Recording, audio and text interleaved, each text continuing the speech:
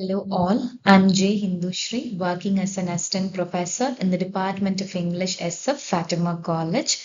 In this video, we are going to see the most significant novel in Canadian literature. It is written by Lee Maracle. The title of the novel is Celia's Song. Lee Maracle is otherwise known as Bobby Lee Maracle. She is an Indigenous Canadian writer. She writes about Stolo Nation. All her works focus on the lives of Indigenous people. She writes particularly about women in North America. She voices against racism, capitalist exploitation, and so on. She is an influential speaker and a great writer. Her notable works are I Am Woman, Raven's Song, Celia's Song, Will's Garden, and so on. Raven's Song actually provides a base for the narrative called Celia's Song. I know I am still the forthright Bobby Lee who wanted to change the world, says Lee Maracle. Through this quotation, we come to know that Lee Maracle wants to transform the lives of Canadian people who have faced trauma and suffering so far in their life through a powerful literary weapon. Celia's song got published in 2014, which has gotten its reference to Raven's song, which got published in 1993. It talks about the brutality faced by the First Nations in Canada.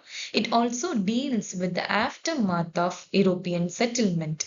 Suffering, healing, trauma, reconciliation become part and parcel of this novel. The setting of the novel is Nulcha territory. It is located in the southwestern British Columbia. The characters in this novel are very much essential to understand the story in a better manner. The main protagonist of the novel is Celia, and there is a shapeshifter. It is called as Mink. Both Celia and Mink act as a witness to the destruction of the native culture by the Western people. Celia has gotten a very big family. Celia's father's name is Ned. Mama is otherwise known as Mother. Celia has gotten a sister named Stacy and a brother named Jim. Celia's son's name is Jimmy. Celia has gotten more than two partners in her life. The other important characters in the novel are Stella, Shelley, Martha, Amos, Rena, Judy, Steve, and so on. Stacy has fallen in love with a white man named Steve. Steve is a doctor. Martha has a daughter named Stella. Stella's daughter is Shelley. Both Stella and Shelley are abused by a native man called Amos. Apart from these important characters, the serpents in the novel play a vital role to develop the story in such a way that it has a post-colonial perspective. Jacob is the son of Stacy, who is considered to be the voice of the future in the novel. So these characters become part and parcel of the novel Celia's Song. The plot. The entire plot is revolving around Celia, Mink, serpents, and a young girl called Shelley and her mother Stella. If you look at the chapters in this novel, they always have different timelines and different settings. The novel started with a very angry tone because the bones are waiting for the burial. So there is a big question. Who are the bones we are talking about? Who is the Mink who comes and disappears throughout the novel? On the other hand, Celia is living in delusion. With all these possible questions, there is no answer till the end of the novel for the readers because the readers have to decode the meaning by reading between the lines in the novel. Celia's son Jimmy has committed suicide because he is unable to follow the native culture. On the other hand, Celia is caught between the native culture and the Western culture. Though Celia's mother is unable to follow the European culture because her entire world is built upon the traditional culture that her family has practiced for such a long period of time. If you look at the other characters in the novel called First Alice, the Second Alice, and the Third Alice in the novel, you could see the vast differences among the generations that are portrayed in the novel. There is a priest who comes in between the novel who actually says that Western culture will reshape the future of the native people. Because of that, all the native people started to follow or imitate Western culture. Since they are imitating Western culture, the nature is completely angry with the native people. The nature is symbolized through the image called serpents. The serpents are loyal and restless. Both of them are considered to have spirits through which they consume the spirits of evil people, and they will create bad memories in their mind so that they will commit suicide or lose their life. They used the same method to kill Celia's son Jimmy.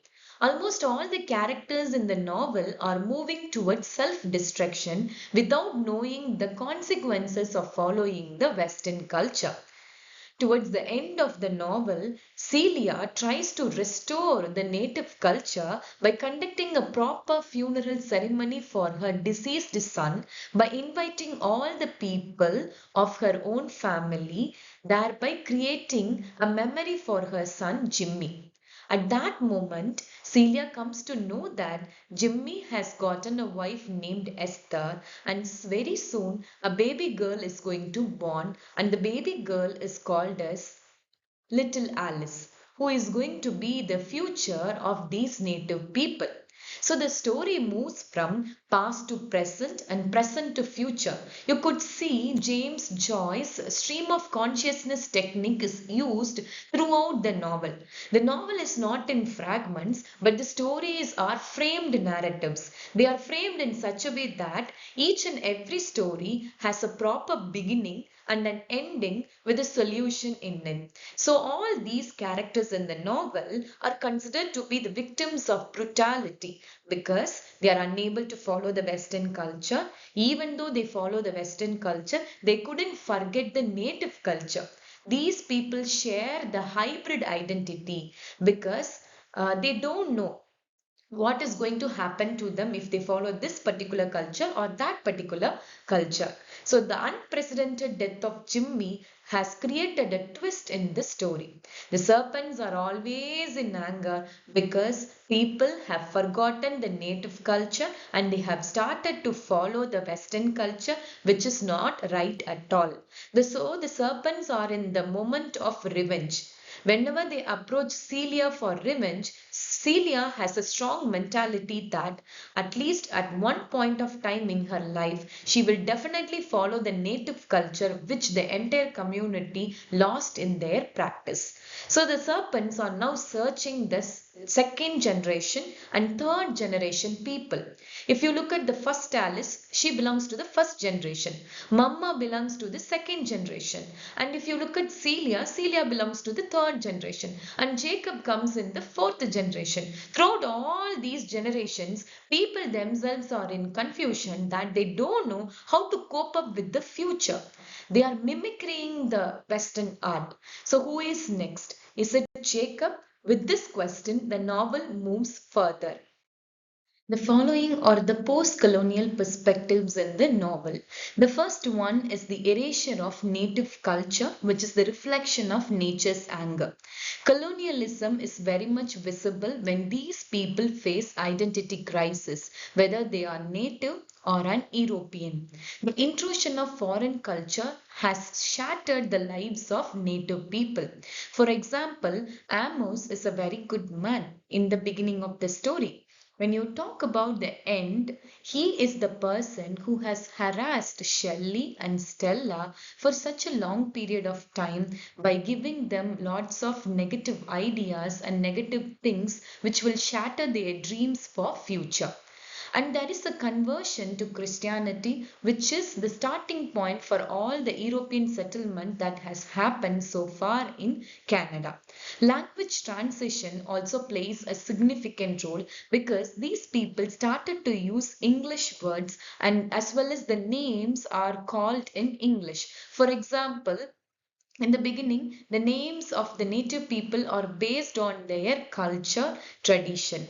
When the Western people came to Canada, they started spreading Christianity. At that time, plague has started in Canada. In order to get a proper cure, they tried all natural medicines, but all in vain. So they started to use Western medicine as a treatment for plague, through which Christianity has given a deep root in the culture of the native people.